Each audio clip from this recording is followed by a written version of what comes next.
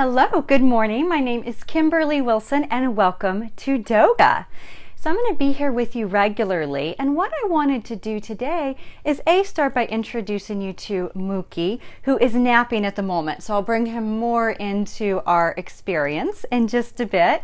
He is a rescue pug from Oklahoma, and we are actually live from Washington, D.C., nation's capital this morning, and absolutely delighted to be here with you. I wanted to talk a bit about what is Doga and how can you incorporate it with your dog, maybe your cat, maybe your ferret, whatever you may have around. But definitely, Doga is a thing. It's been hitting actually studios. I've been teaching Doga for about 10 or 15 years, and we started by bringing it to Washington, D.C. with Washington Humane Society. And so people from the studio, yoga studio, Tringo Space, would bring their dogs, their animal companions that they usually have to leave at home when they practice yoga. And we would do yoga outside in a park. And then Washington Humane Society would bring their adoption van. So it was this wonderful win-win of a fundraiser for Washington Humane Society and allowing yogis to connect with their pets. Now, as you may know, dogs sometimes don't even come when called.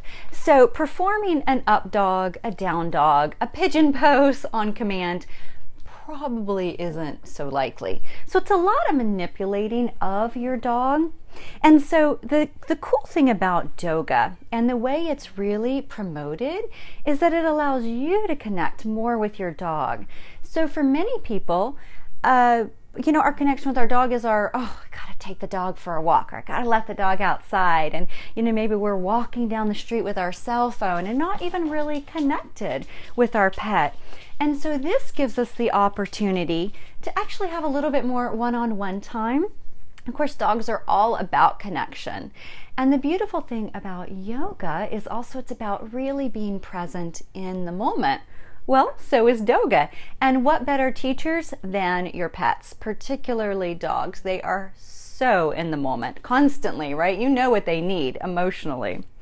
So a few tools that you'll want to have, and again, aren't really necessary, like you don't have to have them as a yoga mat. You could actually have a towel. You could have simply the floor you're sitting on. You could even do this in your chair or on your couch. So nothing that you have to go out and purchase in order to do Doga with your beloved four-legged friend. So the other thing that I like to have, of course, is so that we stay hydrated. I've got a little mug of tea. I've got water for myself. And then I also have a water bowl for Mookie in case he gets a little thirsty during our practice. And you may have noticed that anytime you lie out a yoga mat, the dog or the cat or probably even the kid is going to come right to it. It's like a moth to a flame. And so it's kind of fun because this gives you the opportunity to be doing something with your pet that your pet's already going to be drawn to and curious about. Another tool that I like to use is lavender essential oil. Now, you wouldn't start by just like rolling this all over your dog, but my dog has a lot of anxiety. And so one thing that we use is we often will have a collar on him that has a little lavender oil and also pheromones. It's supposed to remind him of his mother. And with the lavender oil, one thing you can do is rub it on yourself, right? It's always nice to have a little relaxation for you. And then you can even kind of bring it over for your pet to smell. And at some point down the road, you may be able to put it on your pet's skin, particularly lavender oil, if it's intensely diluted. So again, you wouldn't just rub it all over. But again, it can be a calming effect for the animal. And lavender, as you may know, is great for relaxation. So for my Doga practice, what I will typically do is begin by taking a seat, coming into a comfortable seat, because you may notice whenever you're riled up or you're grabbing your keys and trying to get out the door and feeling a little flustered, your dog often becomes that way too. So the more that you can kind of ground and find a dose of just stability in the moment, presence really may be a better word, then that also helps your dog to do so, particularly an anxious little booger like this one. So there are two ways to practice Doga. One, do your own practice with your dog nearby. So as I mentioned earlier, the way we started doing this was allowing people to simply bring their dogs to a practice, which is such a treat because you rarely get to do something like that in a public setting with your animal. Now, the other thing is to actually move your dog into poses. So we're going to do a little bit of each of these in our series. However, today we may start with just a little bit really of even massage. So the thing about Doga is it is this connection with your pet. What is going on with your pet? You know, and then noticing kind of what is going on in your pet's skin. You know, what is going on? Are there any lumps or bumps or anything to pay attention to? And, you know, petting, of course, under the ears, along the side of the body, all the way down the spine and then to the tail. Like you'll see, my dog is 75% pug, 25% some random terrier. And so his tail is usually curled like a pug's, but when he's like super relaxed, you'll see it's pretty straight now. Or if he's scared, it will also be straight. He's not too scared at this moment. And then it can also be nice to just have a little seat to begin. And I like to connect hand to him and then a hand to myself, right? So just kind of resting hand on hearts and then taking a few deep breaths together. And of course, I will continue the rubbing sensation just to help him stay calm. So big inhale through the nose. And an exhale through the nose. Again, inhale through the nose. And exhale through the nose. And a couple more on your own. And if it feels more comfortable or calming for you to exhale through the mouth, please feel free to do so.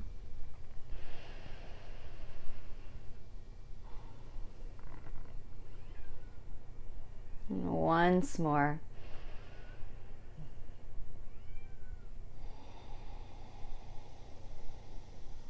And then allowing the eyes to flutter open.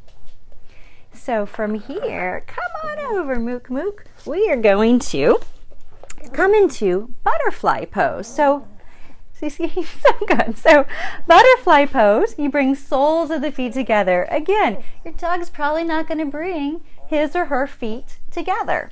So what I like to do is practice poses where I can really kind of incorporate and connect. So the thing about Doga too is it helps build this bond, it builds trust, it's stress relieving, of course, for you as a human, and then also for your feline or canine friend. And so for him, just letting him kind of rest within the nook of my feet and legs, I continue petting, and then I also will fold forward. And so dropping forward, this allows me to kind of get into hips, knees, while also getting a little closer to him.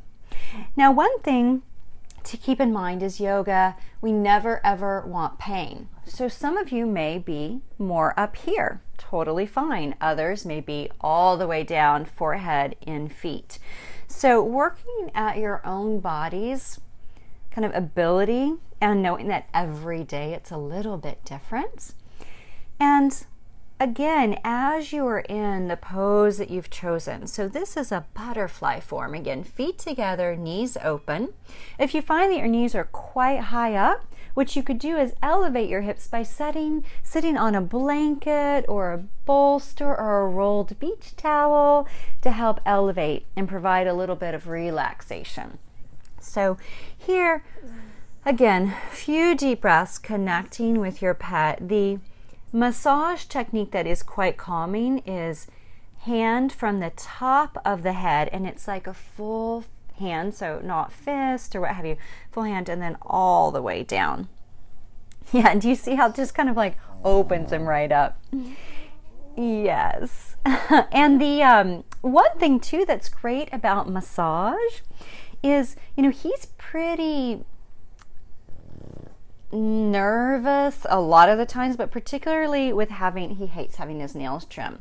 So what I've tried to do, and we've had him for about a year, is just pet his paws, kind of play with his toes a little bit to help ease the anxiety that comes up around getting his nails trimmed. So that's one of the things too, is it may not even simply be easing anxiety in this moment, but it can help down the road as they need to go to the vet and be touched or have their paws touched for a nail trim. All right, so from here, what we're gonna do after our butterfly pose is come into boat pose.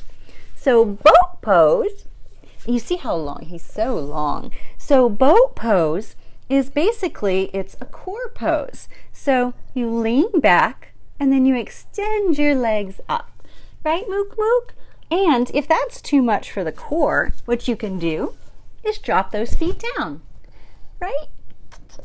And again, just kind of connecting with him in the process.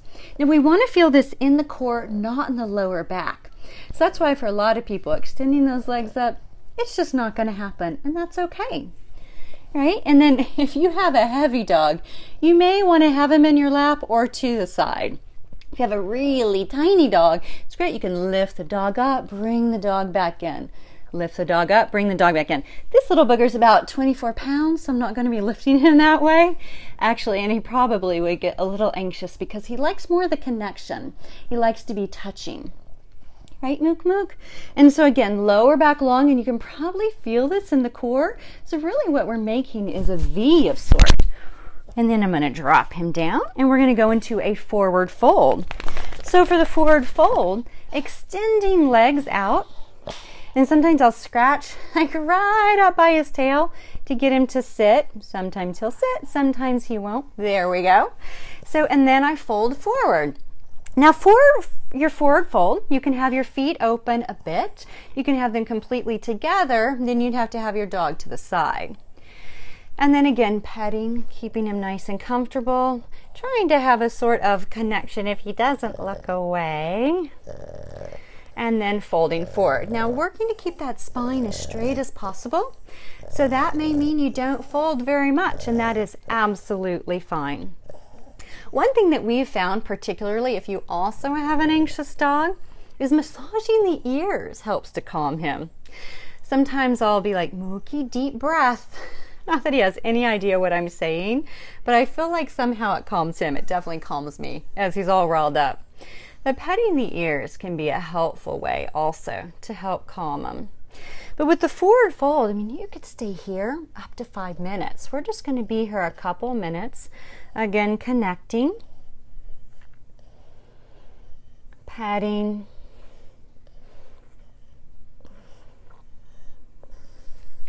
and noticing how this is so much more of a connection for your animal than the typical, I mean, dog walks, of course, are amazing, but how to be able to do more to connect with your pet, build trust, nurture your body and spirit in the process. It's a win-win. And again, you'll see if you have a yoga mat and you roll it out, I can't even do my first pose without the animals getting on top of it.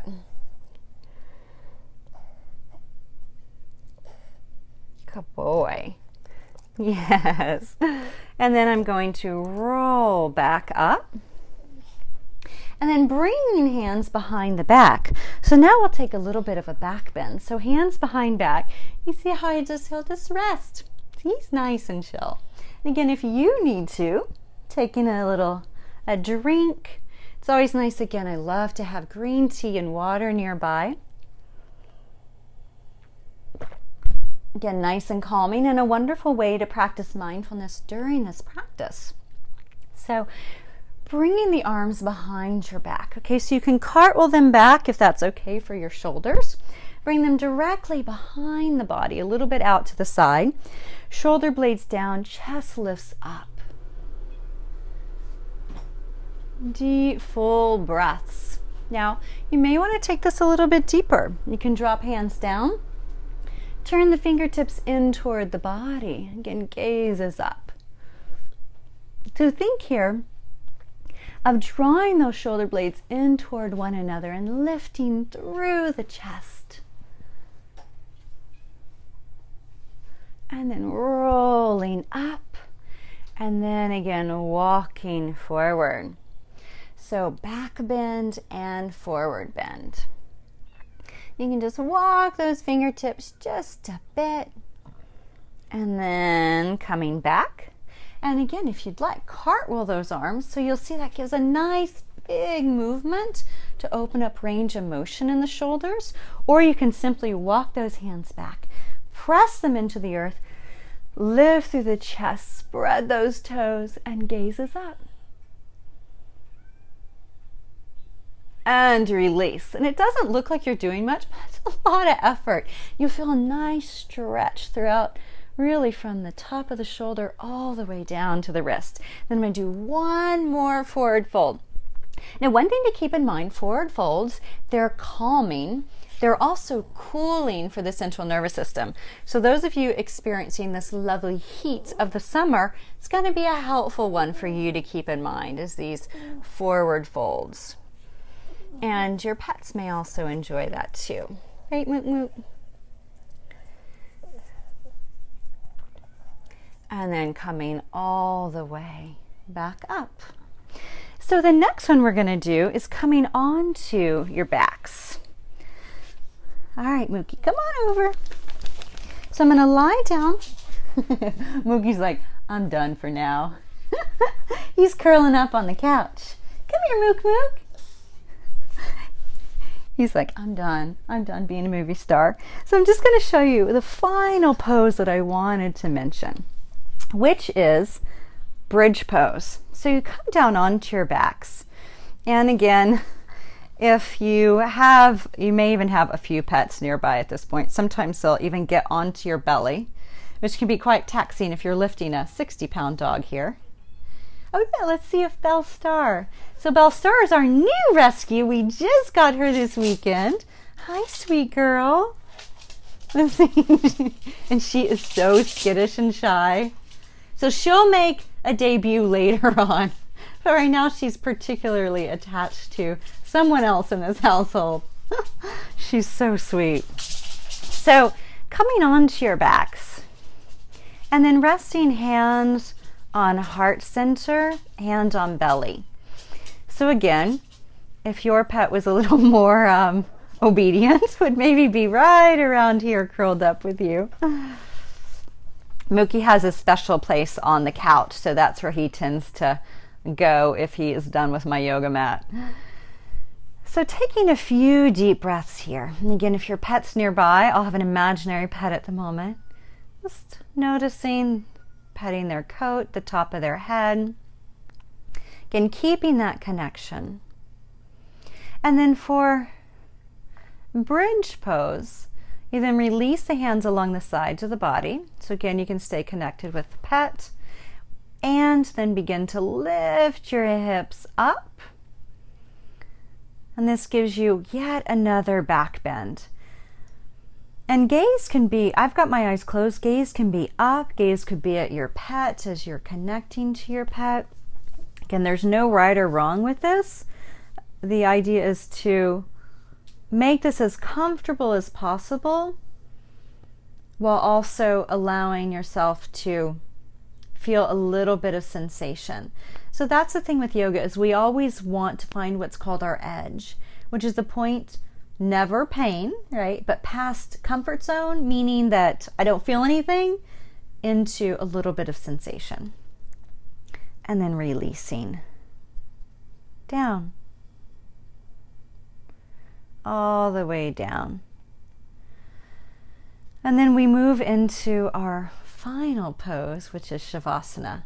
So I'm going to see if I can get him back for Shavasana, because he's doing his own Shavasana at the moment on the couch. Come here, Mook Mook. Mookie! Come here, sweetie. Yeah, he's like, okay, I'm back. So for Shavasana, what we could do is some dogs, and he will do this from time to time, get onto their backs, right? And then you can pet their belly.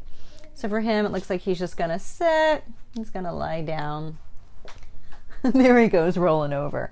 So really this is his Shavasana, so I'm gonna lift right on up. And then instead, or in turn, what I'm gonna do, I'm also gonna bring out the lavender oil again. See if he would like a little sniff of that. He likes it. Put a little bit more on me.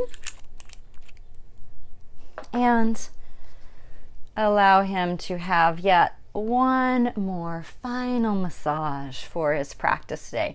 So as you saw, he worked really, really hard.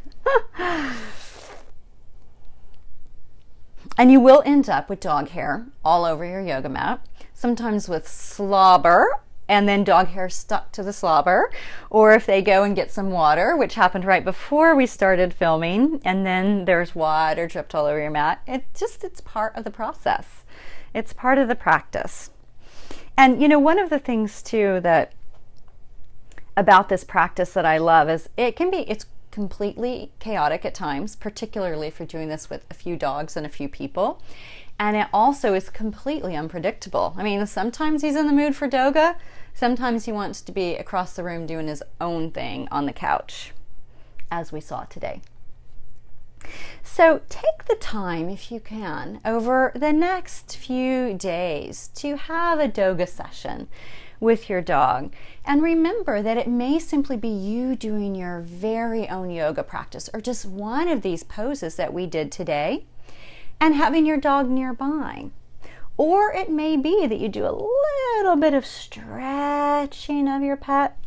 And again, one thing that's really great about this is, you know, rather than just at the annual vet visit, you notice, oh, there's a lump here, there's a bump, or, you know, tick season, oh, I'm noticing something that is not usually by his ear.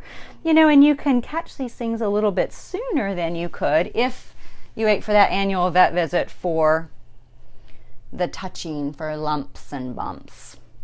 And it really does, it helps you become even more connected and understanding of kind of what's normal for your pet, and noticing, he's shedding a lot, or his coat doesn't seem as shiny, you know, and then to look into ways to work with that, again, beyond just a daily walk, which is great. But this allows us to have even more of a connection with this beautiful being that gives us unconditional love. So thank you so much for being with me today, and I'll be back with you next week with Mookie and maybe Miss Bellstar, who made a guest appearance, brief one, but a guest appearance, which is really great because whenever she was first rescued, she wouldn't even come out of her crate for weeks. And we've had her just a few days, and she's really already coming into her own, but still quite shy.